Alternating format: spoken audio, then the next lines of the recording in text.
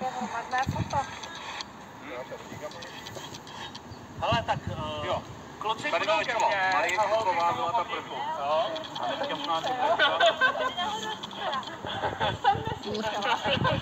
Pojď se dívat se mnou, taky pojď se dívat. Ne, ty nebuď tak. A co to znamená? Teď to si kameruje. No, tak to je právě špatný. Já jsem myslel společnou. Takže pokud jste si to nevšimli, tak stojíme u památníku obětem čarodějnických procesů ve Velkých Losinách. Pomník stojí v Lázeňském parku.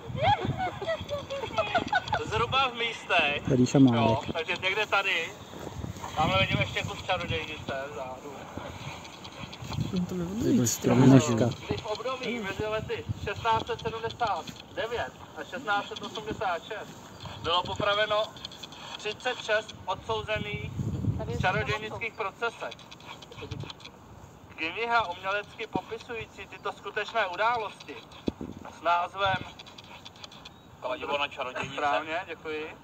Od autora Václava Kaplického se stala předlohou pro stejnojmenný film režiséra Vávry. Od Takara Vávry.